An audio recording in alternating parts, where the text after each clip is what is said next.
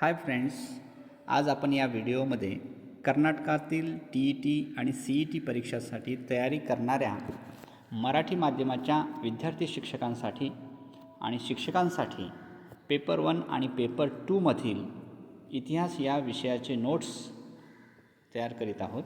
या व्हिडिओमध्ये फक्त परीक्षेच्या दृष्टिकोनातून आणि परीक्षेला कशा प्रकारचे प्रश्न विचारले जातात आणि कोणते प्रश्न अगोदरच्या TETमध्ये विचारलेले आहेत त्यानुसार इम्पॉर्टंट नोट्स काढण्याचा प्रयत्न केलेला आहे। या व्हिडिओच्या माध्यमातून जो प्रयत्न केलेला आहे ते तुम्हाला यापुढे कशा प्रकारचे नोट्स पाहिजे ते तुम्ही कमेंट बॉक्समध्ये नक्की कळवा। त्यावर आम्ही प्रयत्न तयार करू। तर चला वेळ न घालवता या व्हिडिओला सुरुवात करूया। तर मित्रांनो, TET परीक्षेसाठी कशा प्रकारे इतिहास या विषयाचा अभ्यास कसा करावा, तर आपण इयत्ता 6वी ते 10वीपर्यंतच्या समाज विज्ञान या पाठ्यपुस्तकातील इतिहासाचा भाग असेल, भूगोलाचा भाग असेल, राज्यशास्त्राचा भाग असेल, समाजशास्त्राचा भाग असेल आणि इतर जे अर्थशास्त्र आणि व्यवहार अध्ययन आहे यावरती तुम्ही चांगल्या प्रकारे नोट्स आणि अभ्यास केला तर तुम्ही खरोखरच चांगले मार्क्स घेऊन TET पास होऊ शकता। तर यासाठी जो आपल्याला अभ्यासक्रम दिलेला आहे इयत्ता 6वीच्या पाठ्यपुस्तकातील जो पहिला प्रकरण आहे इतिहासातील तो भाग म्हणजेच इतिहासाचा परिचय। काय दिलेला आहे? इतिहासाचा परिचय आणि प्राचीन समाज हा भाग दिलेला आहे। तर इतिहासाचा परिचय जर आपण समजून घेत असताना इतिहासाची अगोदर व्याख्या लक्षात घेतली पाहिजे। म्हणजेच इतिहास या संस्कृत शब्दात जो अर्थ आहे तोच प्रमाण मानावा लागेल सर्वांना। तर इतिहास प्लस प्लस आस म्हणजेच असे झाले, याप्रमाणे घडले, ह्यात सर्व घडलेल्या गोष्टी आल्या आणि अर्थात त्या घडलेल्या तशाच सांगितल्या गेल्या, म्हणून इतिहास म्हणजे काय हा प्रश्न आपल्याला पडतो। तर इतिहास म्हणजे काय ह्याची या व्याख्येतून आपल्याला इतिहासाचा आढावा घेण्यास किंवा ह्या विषयाची माहिती घेण्यास मदत होते। तर याची व्याख्या अशी काही निश्चित नाही, पण सर्वसाधारणपणे इतिहासकारांनी जे काही मांडलेलं आहे इतिहास समजून घेण्यासाठी, तर ती व्याख्या कोणती आहे? तर ह्या ठिकाणी आपल्याला प्रश्न पडलेला असेल, the record of past events जे भूतकाळात घडलेल्या जे काही घटना आहेत तर त्या घटनांचा आपल्याला काय आहे अभ्यास दिलेला असेल। म्हणजे बघा ह्या ठिकाणी एक व्याख्या दिलेली आहे, पूर्वी घडून गेलेल्या घटना क्रमबद्ध व सुसंगतपणे सांगणे म्हणजेच इतिहास होय। तर इतिहासाचा सर्व समावेश तिथं भूतकाळात घडलेला असेल आणि त्या गोष्टी सुसंगतपणे सांगितलेल्या आहे, त्याला आपण इतिहास असा म्हणतो। तर नेक्स्ट पॉईंट दिलेला आहे पहा, इतिहासात घटनांचे विवरण करताना कशाचा आधार घेतला जातो? काळ कुठल्या वेळेत झालेला आहे, स्थळ कोणत्या ठिकाणी झालेला आहे आणि व्यक्ती संदर्भात ते सत्यता आणि स्पष्टता असते। मग याच्यानुसार इतिहासकाराने इतिहास रचना करण्यासाठी प्रयत्न केलेले असतात। तर जी काही घटना घडलेली आहे तर ती घटना केव्हा, कोठे आणि कोणामुळे घडली हे स्पष्टपणे नमूद केलेले असते, म्हणून त्याला आपण इतिहास म्हटलं जातं। आणि ही एक महत्त्वाची गोष्ट आहे की इतिहासाचा अभ्यास करताना आपल्याला ह्या गोष्टीचा आढावा घेतला पाहिजे। तर चला नेक्स्ट पॉईंट आपण ह्या पाठामध्ये काय लक्षात घेणार आहोत, तर महत्त्वाचा भाग म्हणजे काय आहे, इतिहासाची आवश्यकता काय आहे?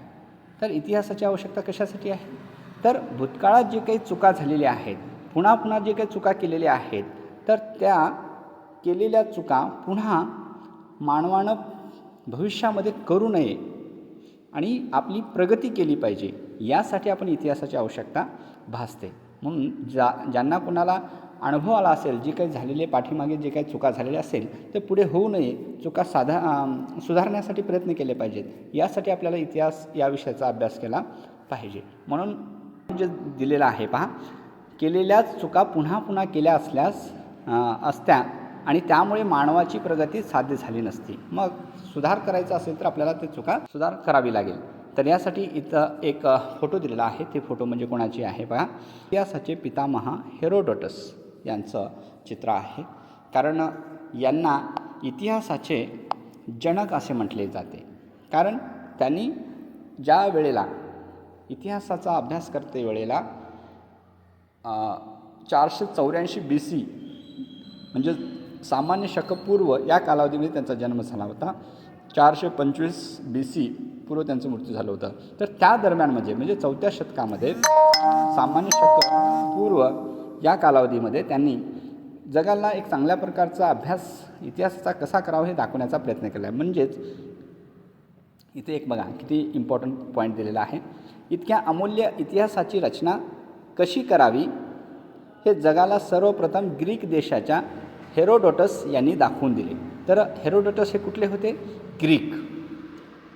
म्हणून त्यांना इतिहासाचे पितामह असे म्हटले जाते. तुम्हाला एक मार्कासाठी प्रश्न विचारला जातो, तर ते कुठल्या देशाचे असतील किंवा इतिहासाचे पितामह किंवा इतिहासाचे जनक किंवा फादर ऑफ हिस्ट्री असं विचारले जातात. तर त्यावेळेला हेरोडोटसचं नाव पुढे येतं. कारण त्यांनी काय केलेलं आहे, एक कशा प्रकारे अभ्यास करावा, त्यांनी रचना कशी करावी याच्यावरती त्यांनी सुसंगतपणे सांगितलेलं आहे. त्याच्यानंतर पहा नेक्स्ट पॉईंट आहे. तर हे इतिहासकार काय करत असतात, तर आधाराचा साक्षीचा आधार घेत असतात. इतिहास लिहिणाऱ्यांना इतिहासकार असे म्हणतात. इतिहासाची व्याख्या आपण पाहिलेली आहे. इतिहासकार म्हणजे काय, इतिहास लिहिणारे असतात. तर हे इतिहासकार इतिहास लिहित असताना कशाचा आधार घेतात, की त्याच्यामध्ये सत्यता आहे का स्पष्टपणे सांगण्यासाठी त्यांनी काय करतात, साक्ष पुराव्यांचा आधार घेत असतात. मग त्या आधारानुसार त्यांनी लिहित असतात. त्यामुळे इतिहास आधाराशिवाय इतिहास नाही असं म्हटलं जातं बघा. आधाराशिवाय इतिहास नाही असं म्हटलं जातं. म्हणून आधार किंवा साक्ष किंवा पुरावे याचे 2 प्रकार करण्यात आलेले आहे. इतिहासाला 2 प्रकारचे आधार दिलेले आहेत, की त्या आधारानुसार इतिहासकार काय करतोय, तपासतोय, पडताळणी करतोय, विचार करतोय, विमर्श करतोय, लिंक करतोय आणि त्याच्यानुसार इतिहास लिखाण करण्यास सुरुवात करतोय. तर याच्यासाठी कोणकोणती मदत मिळतात, ते 2 कोणकोणते भाग आहेत, प्रकार आहेत. तर एक आहे ते साहित्यिक आधार आणि दुसरा आहे पुरातत्व आधार. तर या आधारानुसार ते काय करत असतात, इतिहासकार इतिहास लिखाण करण्यासाठी प्रयत्न करत असतात. तर पहा या ठिकाणी साहित्यिक आधारामधला पहिल्या प्रकारामध्ये काय काय आलेलं आहे, एक लिखित अथवा एकाच्या तोंडून दुसऱ्यांच्याकडे प्रसार झालेला दंतकथा होय. तर एकाने सांगितलेलं किंवा लिखाण केलेलं आणि मौखिकरित्या सांगितलेले ह्या गोष्टी साहित्यिक आधारामध्ये आलेल्या आहेत. यामध्ये सुद्धा 2 प्रकार केलेले आहेत. एक लिखित साहित्य केलेलं आहे आणि दुसरा केलेला आहे मौखिक साहित्य. एक लिखाण केलेले साहित्य आणि दुसरं मौखिक साहित्यामध्ये आलेलं आहे. तर लिखित साहित्याचे सुद्धा 2 भाग केलेले आहेत. एक देशी साहित्य आणि विदेशी साहित्य असे 2 भाग केले आहेत. तर आपल्याला लक्षात येतं आता साहित्य हे महत्त्वाचा आधार आहे. आधारामधला 2 प्रकार लक्षात घेतलेला आहे. एक साहित्यिक आधार, दुसरा पुरातत्व आधार.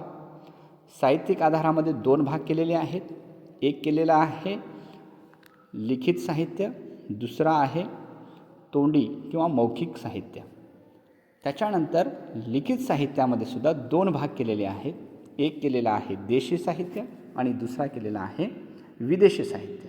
देशी साहित्य म्हणजे आपल्या लक्षात येतं की भारतीय इतिहासकारांनी लिहिलेले ते साहित्य असते आणि विदेशी साहित्य म्हणजे जे बाहेरून जे काही प्रवासी आलेले असतील, जे लेखक आलेले आहेत किंवा एखादे राज्यकर्ते आलेले असतील, तर त्यांनी जे काही वर्णन केलेलं आहे एखाद्या राज्यकर्त्याबद्दल, तर त्या साहित्यामधून स्पष्ट होतं की या ठिकाणी कोणाचं राज्य होतं, त्याचं वर्णन काय आहे, कशा प्रकारे राज्य करत होता, कुठला भाग त्यांनी जिंकून घेतलेला आहे, विस्तार केलेला आहे, हे सर्व साहित्य त्या लिखित साहित्यामध्ये सुद्धा दिसून येतो. आणि काही मौखिकरित्या सांगितलेलं आहे त्याच्यामधून सुद्धा आपल्याला जाणून घेण्यास मदत होते. म्हणून इतिहासकारांनी त्यांचा आधार एक महत्त्वाचा पुरावा म्हणून ठेवलेला आहे. तर नेक्स्ट पॉईंट काय होते बघा, दुसरा आहे पुरातत्व आधार. तर पुरातत्व आधारामध्ये तुम्ही लक्षात घेऊ शकता की जे उत्खनन केलं जात होतं आणि उत्खनन करत असताना एखाद्या ठिकाणी जे काही अवशेष सापडलेले आहेत, जुने जे प्राचीन अवशेष सापडलेले आहेत, जसं मडक्याचे तुकडे सापडलेले असतील, नाणी, शिलालेख, स्मारके, असे काही अवशेष, हाडांचा सापळा, असे काही सापडलेले आहेत, विटा सापडलेले आहेत, असे हे सर्व जे काही पुरावे वस्तू आहेत त्याला पुरातत्व आधार असं म्हटलं जातं. म्हणजे आपल्याला साहित्यिक आधार माहीत झालं, पुरातत्व आधारसुद्धा माहीत झाला.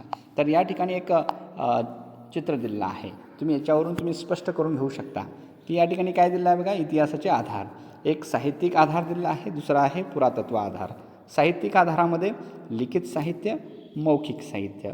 लिखित साहित्यामध्ये 2 भाग केलेले आहेत, एक देशी साहित्य, एक विदेशी साहित्य दुसरा. आणि मौखिक साहित्यामध्ये काय दिलं आहे, लावणी आलेलं आहे, त्याच्यामध्ये लोकगीत, कथा आलेल्या आहेत, दंतकथा आलेल्या आहेत, वृत्तांत आलेले आहेत. वृत्तांत ते म्हणजे काय आहे, एखाद्या राज्याबद्दल वर्णन केलेलं असेल, समाचार दिलेला असेल, संदेश दिलेला असेल तर त्याचासुद्धा आपण इथं उल्लेख करून घेऊ शकतो. पुरातत्व आधारामध्ये काय काय, स्मारके, नाणी, शिलालेख, इतर अवशेष याच्या आधारानुसार इतिहासकारांनी काय केलेलं आहे, इतिहासाची रचना करताना माहिती गोळा करून लिखाण केलेली आहे. नेक्स्ट काय पहा, या पाठामध्ये काही इम्पॉर्टन्स म्हणजे काय, प्राचीन समाज समजून घेणं गरजेचं आहे. म्हणजे इतिहास समजून घेत असताना आपल्याला सर्वात महत्त्वाचा भाग कुठला आहे, तर ते आहे म्हणजे प्राचीन समाज. तर प्राचीन समाज किंवा इतिहास समजून घेत असताना हे 3 कालखंड फार इम्पॉर्टंट आहे. एक आहे, सामान्यपणे इतिहासाचे 3 कालखंडात वर्गीकरण केलेलं आहे. आपण भारताचा इतिहास अभ्यास करताना किंवा जगाचा इतिहास अभ्यास करताना ह्या गोष्टी खूप इम्पॉर्टंट आहेत. तर एक लक्षात घ्या तुम्ही, इथला प्रश्न हमखास येऊ शकतो. इतिहासपूर्व काळ, पहिला काय आहे, इतिहासपूर्व काळ, त्यालाच प्री हिस्टोरिक पिरियड म्हणलेला आहे. दुसरा आहे आद्य इतिहास काळ, प्रोटो हिस्टोरिक पिरियड म्हणलेला आहे. तिसरा आहे इतिहास काळ म्हणजे हिस्टोरिक पिरियड. तर याच्यामध्ये की जवळपास जो पहिला आहे, एक करून पाहता आपण पहिला पाहूया. तर या 3 कालखंडामधला वर्गीकरण करत असताना अक्षरज्ञान याचा निकषाचा आधार घेतलेला आहे. हे सर्व कशाच्या आधारानुसार पडलेले आहेत, वर्गीकरण केलेले आहेत, म्हणजेच अक्षरज्ञानाच्या, की ज्या कालावधीमध्ये अक्षराचं उल्लेख केलेला नाही किंवा अक्षरज्ञान नव्हतं, अशा काळाला काय म्हणलेलं आहे, इतिहासपूर्व काळ म्हणलेला आहे. म्हणजेच इतिहासाचे लेखनकला पूर्व जे काही ज्ञान नव्हतं, असं काही त्यांना, त्या मानवांना लिखाण करताना काही त्यांना ज्ञान नव्हतं, म्हणून तो कालखंड कुठला असेल म्हणजे इतिहासपूर्व काळ असेल, की ज्या काळामध्ये लिखाणाचा उल्लेख केलेला नाही. दुसरा काळ जो आहे आद्य इतिहास काळ, प्रोटो हिस्टोरिक आहे, की या कालखंडामध्ये जी अक्षरे लिखाण केलेले होते, अक्षराची ज्ञान होती, जाणीव होती आणि ते चित्राच्या माध्यमातून ते सादर केलेलं होतं, पण ते आता शक्य नाही. कशासाठी, वाचण्यासाठी किंवा समजण्यासाठी ते शक्य नाही. असा काळ कोणता आहे म्हणजे ते हरप्पा संस्कृतीचा किंवा सिंधू संस्कृतीचा काळ आहे. आणि ज्या अक्षराचा परिचय नसलेला कालखंड कोणता होता, ते शिलायुगाचा काळ होता. म्हणजेच इतिहासपूर्व काळ जो शिलायुगाचा काळ म्हणून ओळखला जातो. तर या ठिकाणी लक्षात घ्यायचं आहे. तर ज्या काळामध्ये थोडंसं अक्षरज्ञान होतं किंवा चित्रलिपी हे ते होती, पण ते ओळखू शकत नाहीत, तर असा कालखंड होता ते म्हणलं तर आद्य इतिहास काळ. तर हे सिंधू संस्कृतीचा काळ इथं दिसून येतो. आणि त्यानंतर ज्या काही कालखंडात अक्षरज्ञान आहे आणि ती अक्षरे आता लिहिली आणि वाचली जातात, त्या काळाला इतिहास काळ असे म्हणतात. म्हणजे हे माहिती झालं आपल्याला. ह्या तिन्ही पॉईंटवरती एक प्रश्न हमखास येतो आणि इतिहाससुद्धा ह्याच्यावरतीच समजून घेण्यास मदत होते पहा. तर हा जो पहिला काळ आहे त्यावेळेला फक्त मानवाची किंवा ह्याच्यावरती एक मी थोडंसं सांगण्यासाठी किंवा समजून घेण्यास तुम्हाला मदत होईल, की जो मानवाचा जो काही कालखंड किंवा ह्या पृथ्वीवरती उदय झालेला आहे, सजीवांची निर्मिती झालेली आहे, त्या कालावधीपासून जर पाहिलं कालखंड इथं झालेला आहे ते लक्षात येतं. म्हणजे जसं 13.7 अब्ज वर्षापूर्वी महास्फोट झालेला होता अवकाशामध्ये. अतिउष्ण गॅसेस, धुलीकरण आणि इतर काही सर्व घटकांमधून जो महास्फोट झाला होता, आपण बिग बँग थेरी म्हणतो आपण. तर हे बिग बँग थेरीच्या आधारानुसार जो स्फोट झालेला आहे त्यामधून अनंत आकाशगंगा तयार झालेली आहे. आणि त्या आकाशगंगेमध्येच त्यामध्येच एक आपली मिल्की वे गॅलेक्सी म्हणून आहे. गॅलेक्सी म्हणजे आकाशगंगा, मिल्की वे गॅलेक्सी ती तयार झालेली आहे. आणि त्यानंतर त्याच गॅलेक्सीमध्ये किंवा त्याच आकाशगंगेमध्ये एक सौरमंडळ तयार झालं आहे, ते सूर्यमालिका म्हणतो आपण. आणि त्या अनंत आकाशगंगेमध्ये सूर्य, चंद्र, तारे असे अनेक तयार झालेले आहेत त्या ब्रह्मांडामध्ये. तर त्याच आकाशगंगेमध्ये एक गॅलेक्सीमध्ये जे काही सौरमंडळ आहे त्यामध्ये सूर्य हा एक मोठा तारा म्हणून चमकतो.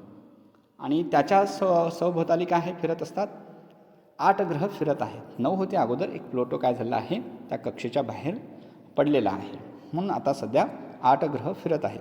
त्यात सजीव ग्रह म्हणून आपण जो ओळखतो ते कुठला आहे, पृथ्वी. तर ही पृथ्वीची उत्पत्ती केव्हा झाली, तर 4.6 अब्ज वर्षापूर्वी. म्हणजे आता आपल्याला माहीत झालं, आता ब्रह्मांड हे 13.7 अब्ज वर्षापूर्वी, तर पृथ्वीची उत्पत्ती 4.6 अब्ज वर्षापूर्वी काय झालेली आहे, तयार झालेली आहे. तर 4 अब्ज किंवा ते 2.5 अब्ज वर्षापूर्वी म्हणजे जवळपास 250 कोटी म्हणतो आपण. आता 400 कोटी, कोटीमध्ये लक्षात घेतलं तर तुम्हाला लक्षात येतं 400 कोटी वर्षापूर्वी काय झालेलं आहे, तिथून ते जवळपास 250 कोटीपर्यंत जो एकपेशीय ऑक्सिजनची आवश्यकता नसलेले असे एकपेशीय सजीव, शेवाळ, मृदकाय, दगड, फुले, सूक्ष्मजीव हे काय झालेले आहेत, सापडलेले आहेत. म्हणजे जीवांची निर्मिती झालेली आहे. ज्या वेळेला पृथ्वी स्फोटामधून तयार झाल्यानंतर पाणी, हवा, ऑक्सिजन, त्याचबरोबर वायू, धूलिकण असे विविध घटक त्या ठिकाणी तयार होऊन एकत्र होऊन पृथ्वीची निर्मिती झालेली आहे. तर या ठिकाणी आवरण बनण्यास तयार झालेलं आहे, वातावरण बनण्यास सुरुवात झालेलं आहे. तर त्याच्यानंतर पृथ्वी जे काही 4.6 अब्ज वर्षापूर्वी झालेली आहे त्यामध्येच जीवांची निर्मिती होण्यास सुरुवात झालेली आहे. ते म्हणजे 250 कोटी वर्षापूर्वी. तर हे ऑस्ट्रेलियामध्ये त्याचं प्रमाण सापडलेलं आहे.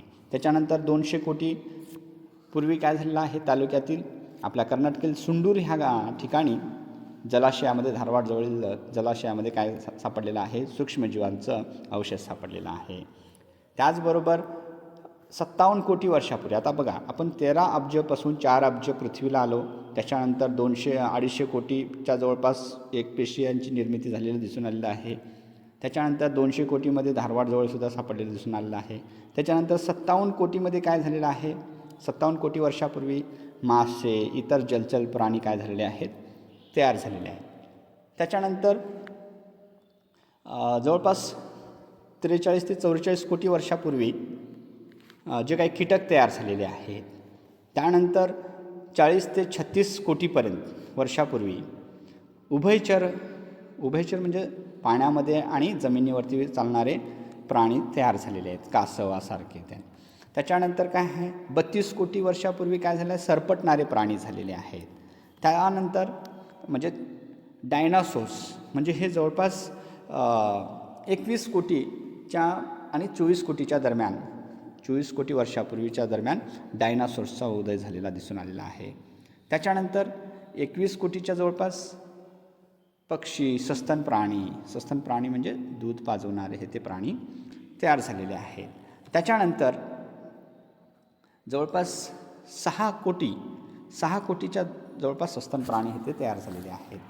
त्याच्यानंतर 2-2.5 कोटी वर्षापूर्वी वानरांचा विकास झाला. म्हणजे इथून आपल्याला लक्षात येतं की आधी मानवाचा किंवा मानवाचा विकास हे कुठल्या प्राण्यांपासून झालेला आहे, म्हणजे वानरांच्या. म्हणजे या ठिकाणी 2 ते 2.5 कोटी वर्षापूर्वी वानरांचा विकास झाला. म्हणजे त्यावेळेसपासून कुठल्या कालखंडापर्यंत आपल्याला इथं बदल दिसून येतो ते लक्षात घेऊया. त्याच्यानंतर मग पुढील भाग तुम्हाला समजून घेण्यास मदत होईल. तर या ठिकाणी जवळपास 50 लाख वर्षापूर्वी द्विपादी प्राण्यांचा, वानराच्या ह्याच्यामध्ये द्विपादींचा उदय झालेला आहे. थोडं त्यांचं काय म्हणतो आपण मॉडेल चेंजेस झालेले आहेत, कारण एका दिवसामध्ये, एका वर्षामध्ये, एका ह्याच्यामध्ये कालखंडामध्ये नाही झालेला आहे. ह्याला बदल होण्यास खूप वर्ष निघून गेलेली आहेत. आता आपण 50 लाखापर्यंत आलेला आहे. अब्ज वर्षापासून 50 लाखापर्यंत आलेला आहे. आता 18 लाख वर्षापूर्वी काय झालं आहे, तर मानवाचा विकास झालेला आहे बघा. तर 18 लाख वर्षापूर्वीपासून मानवाचा विकास झालेला आहे आणि आधुनिक मानवाची शारीरिक रचना असलेले जे काही मानव सर्वप्रथम कुठं दिसून आलेले आहेत ते म्हणजे दक्षिण आफ्रिकेमध्ये, आफ्रिका खंडामध्ये दिसून आलेला आहे. आणि तिथून वातावरणाचा कल बदललेला आहे आणि वातावरणानुसार ते स्थलांतरित झालेले आहेत. तर ह्या मानवाच्या रचनेमध्ये सुद्धा, आकारामध्ये सुद्धा काय झालेलं आहे, बदल झालेला आहे. ते तुम्हाला एखाद्या व्हिडिओमध्ये मी डिटेल्समध्ये तुम्हाला सांगण्याचा प्रयत्न करेन. तर आज आपण ह्या ठिकाणी TET परीक्षेच्या दृष्टिकोनातून इम्पॉर्टंट नोट्सवरती आपण लक्ष देणार आहोत. त्या पॉईंट्सवरती केंद्रीकरण करूया. तर सर्वप्रथम या ठिकाणी बघा दिलेलं आहे ते दक्षिण आफ्रिकेतील आढळलेले दिसून आलेले आहेत. तर हा जो शिलायुगाचा भाग आहे, तर हे शिलायुगाचा भाग आपल्याला लक्षात येतं. 18 लक्ष वर्षापूर्वी मानवाचा जो विकास झालेला आहे त्यावेळेसपासून जवळपास 12,000 पूर्वीपर्यंत काय झालेलं आहे, त्यांच्यामध्ये बदल झालेला दिसून येतो. तर ह्या इतिहासपूर्व कालखंडात 3 टप्प्यात विभागलेला आहे. पहिला जो आहे इतिहासपूर्व काळ, त्याचे 3 भाग करण्यात आले आहेत. एक प्राचीन शिलायुग, मध्य शिलायुग आणि नवशिलायुग. तर हे कालखंड आपण लक्षात घेऊया. पहिला आपण काय करणार आहोत, ह्या पहिल्या एकाच पॉईंटला लक्षात घेणार आहोत. त्याचे 3 कालखंड इथं दिसून आले आहेत: प्राचीन शिलायुग, मध्य शिलायुग, नवशिलायुग. तर चला या ठिकाणी पहा. प्राचीन शिलायुगामध्ये, प्राचीन शिलायुग हा कालावधी मानवाच्या इतिहासातील सुरुवातीचा पुरातात्विक आर्किओलॉजिकल टप्पा होता. म्हणजे फक्त आणि फक्त हे पुराव्याच्या आधारानुसार. काय पुरावे होते, तर त्यावेळेला फक्त हे प्राचीन शिलायुग लक्षात घेण्यासाठी तिथं मोठ्या दगडांचा वापर केला जात होता. ह्या चित्रामध्ये पाहू शकता काही नव्हतं. जे काही मानवाचा विकास झालेला होता 18 लाख वर्षापूर्वीपासून, ते हळूहळू त्यांच्यामध्ये अनुभवानुसार, कारण ते फक्त शिकार करणे, काहीतरी झाडाचे मुळं हे ते खाणे, काहीतरी फळं खाणे, जे मिळेल ते खात असायचे. तर ह्या वेळेला आणि ते काही शिकार करत असताना फक्त मोठ्या दगडांचा वापर करत होते, हे दिसून आलेलं आहे. हे लक्षात ठेवा. त्याच्यानंतर ह्या काळामध्ये सर्वप्रथम अग्नीचा परिचय झालेला आहे बघा. की जसं जसं कालखंड निघून गेलेला आहे, प्राचीन शिलायुगाच्या शेवटी काय झालेलं आहे, म्हणजे अग्नीचा परिचय झालेला आहे. तर तुम्हाला प्रश्न विचारला जातो की अग्नीचा परिचय हे कोणत्या कालखंडामध्ये किंवा कोणत्या शिलायुगामध्ये. शिलायुग म्हणजेच काय, पाषाण युग म्हणतो आपण, दगडांचा वापर करणारा कालखंड म्हणतो. अगोदरच्या मानवांना तेवढा विकास झालेला नव्हता, बौद्धिक विकास झालेला नव्हता. फक्त अनुभवानुसार, जसं आता जंगलामध्ये गेल्यानंतर झाडांच्या घर्षणामुळे आग लागली. आग लागल्यानंतर सर्व प्राणी हे ते जळून तिथंच पडलेले. म्हणजे काही मानव होते पळून जाऊ लागले, काही प्राणी पळून जाऊ लागले. हे त्यांना अनुभव येऊ लागला की हे काय आहे म्हणून. पण नंतर हळूहळू ते खाण्यास सुरुवात केले जे काही भाजलेलं. तर मग त्याच्यामधून त्यांना अग्नीचं महत्त्वसुद्धा पटून येऊ लागलं. म्हणून नंतर कालांतरानंतर, जसं आता आपण पहिला ह्या कालखंडामध्ये म्हणतो आता 4G, 5G, 2G, हे काय आहेत, कालखंड आवरण बदललेलं आहे काळानुसार. तसं तिथंसुद्धा काय झालेलं आहे, बदल झालेला दिसून येतो. तर पहा, तर अग्नीचा सर्वप्रथम तिथं याच कालखंडामध्ये प्राचीन शिलायुगामध्ये झालेला आहे. तर ते कुठे सापडले त्याचे अवशेष, मध्य प्रदेशातील बोलन खिंडी किंवा बोलन दरीच्या काठावरती तिथं दिसून येतं.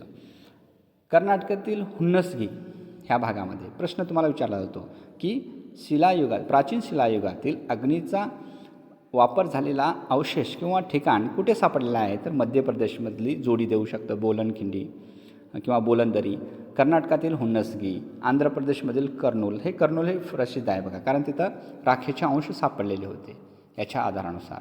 त्याच पद्धतीने तामिळनाडूतील अत्तिरपक्कम हे एक महत्त्वाचं ठिकाण आहे. म्हणून हे 3 ते 4 पॉईंटवरती लक्षात घेऊ शकता. मध्य प्रदेशमध्ये बोलनदरी, कर्नाटकातील हुन्नसगी आणि आंध्र प्रदेशमधील कर्नूल आणि तामिळनाडूतील अत्तिरपक्कम, याच्यावरती एक प्रश्न येऊ शकतो. तर हा कालखंड कोणता,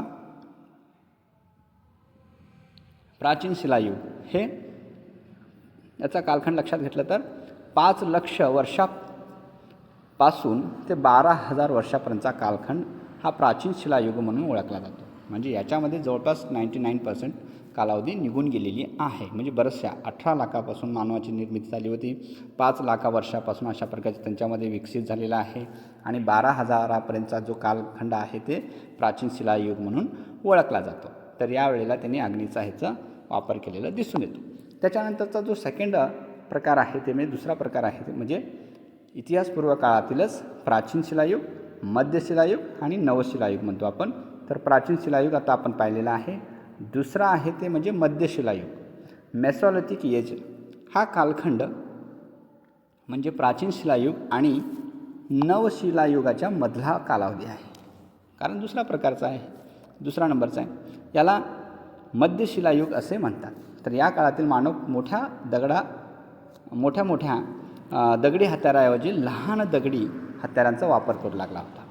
त्यामुळे या काळाला सूक्ष्म शिलायुग किंवा मायक्रोलिथिकसुद्धा म्हटलं जातं.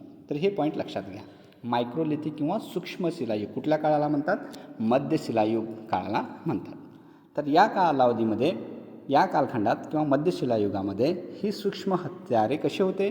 बाणाच्या टोकाला किंवा काठीच्या टोकाला बांधून ते शिकार करण्यास सुरुवात करत होते. म्हणून याला मायक्रोलिथिक किंवा सूक्ष्म शिलायुग असं सुद्धा म्हटलं जातं. याच्यानंतर आपण पुढचा पॉईंट पाहूया. यावेळी जे काही जखमी झालेले जे काही शिकार करते वेळेला जे काही प्राणी सापडायचे जीवन, तर त्या पिल्लांना ते काय करायचे? मिळालेले पिल्ले आपल्या सोबत घेऊन जात असायचे आणि त्याच्यामधूनच पाळण्याचा मार्ग त्यांनी अवलंबिला. म्हणजे भूक लागली की ते नंतर खात असायचे आणि त्याच्यामधून ते हळूहळू पालनपोषण करण्यास सुरुवात केलेली आहे.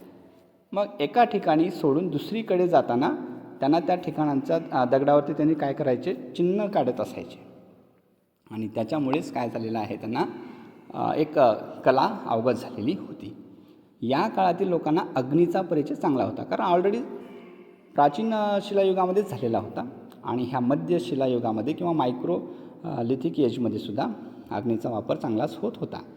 म्हणून या ठिकाणी मध्य प्रदेशातील कुठे दिसून आलेला आहे त्याचा वापर? भीमबेटका, कर्नाटकातील ब्रह्मगिरी आणि त्याचबरोबर राजस्थानातील कुठे दिसून आलेला आहे? बागोर, पश्चिम बंगालमधील भीरबहानपूर ह्या ठिकाणी दिसून येतो. त्याच्यानंतर मध्य शिलायुगाचा कालावधी जर पाहिला, कारण ते कालावधी कसं पाहिलं आपण? 5 लाख वर्षापूर्वीपासून 12 लाख वर्षापर्यंत आलेला होता आणि 12,000 वर्षापासून आता हा कालखंड 9,000 वर्षापर्यंतचा असावा असं इतिहासकारांनी मानलेला आहे. म्हणून हा दुसरा काळ मध्य शिलायुगाचा दिसून येतो. त्याच्यानंतर तिसरा आहे ते म्हणजे नवशिलायुग, नवीन शिलायुग म्हणून सुद्धा ह्याला ओळखला जातो. तर मध्य शिलायुगातील मानव जसा पशुपालन करणारे जे पशुपालक झाले होते, कारण आता हळूहळू ते जखमी झालेल्या प्राण्यांनाच, पक्ष्यांना काय करू लागले? ते पालनपोषण करण्यास सुरुवात केली आणि पशुपालकसुद्धा झालेले आहेत.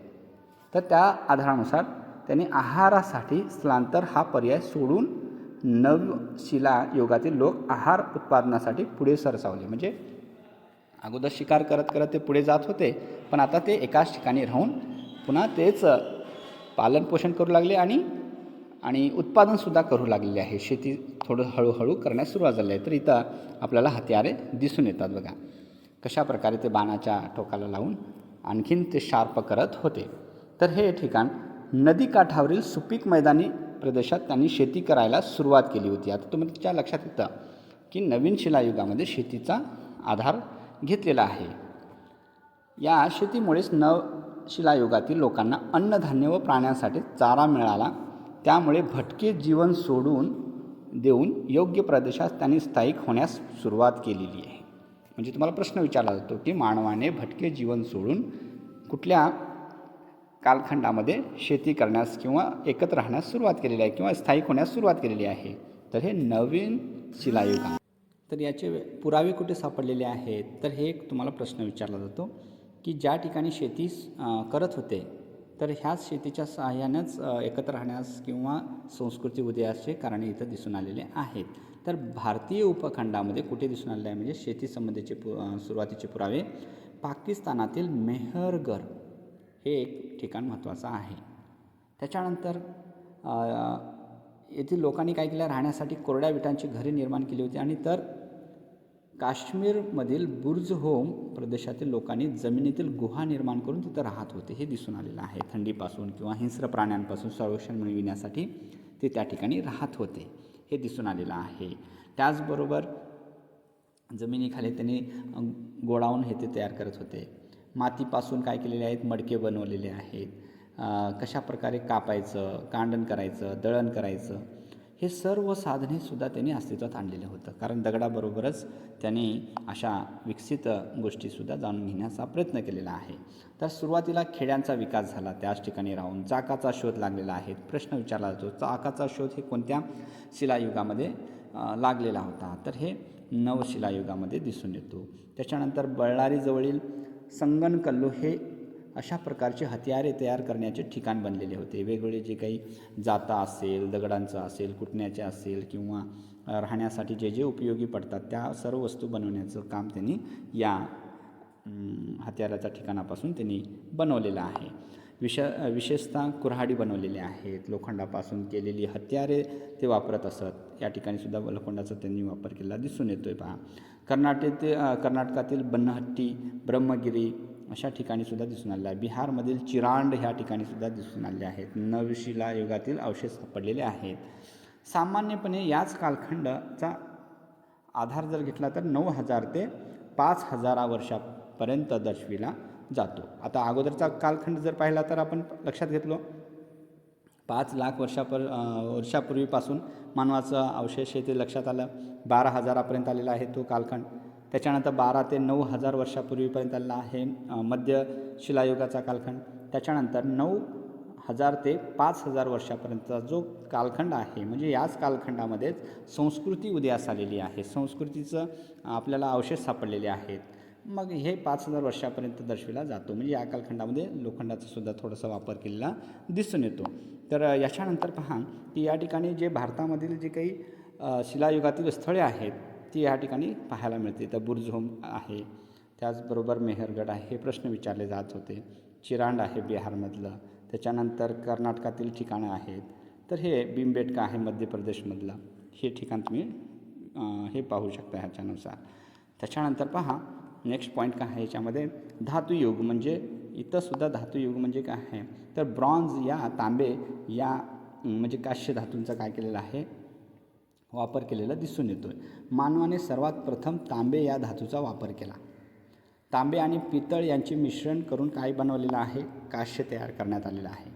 काश्य हे तांब्यापेक्षा कठीण असा एक मिश्र धातू तयार केलेला आहे. तर हे धातुयुग म्हणून सुद्धा ओळखला जातो. प्राचीन शिलायुग, मध्य शिलायुग, नवशिलायुग, त्याच दरम्यानमध्ये धातू शिलायुगाचा वापर होतो आहे. म्हणजे संस्कृती एकत्र येत असताना, उदय होत असतानाच ह्या धातूचा सुद्धा वापर केलेला दिसून येतो आहे. त्याच्यानंतर पहा हे आपल्याला 5,000 वर्षापूर्वीपासून आढळून येते हे दिसून आलेलं आहे. चाकाच्या साहाय्याने तयार केलेली अलंकारित मडकीसुद्धा कालखंडामध्ये दिसून येतो. त्याचबरोबर बघा काय आहे नेक्स्ट पॉईंट, भारतामध्ये सिंधू तिच्या उपनद्यांच्या खोऱ्यात हरप्पा नागरिकतेसारख्या भव्य संस्कृतीचा उगम होणे हीच सर्वात पहिली नागरिकता आहे हे दिसून आलेली आहे. सिंधू संस्कृती हे इतिहासकारांनीच मांडलेला आहे. त्याच्यानंतर लोह शिलायुग म्हणजे काय, लोखंडाचा वापर.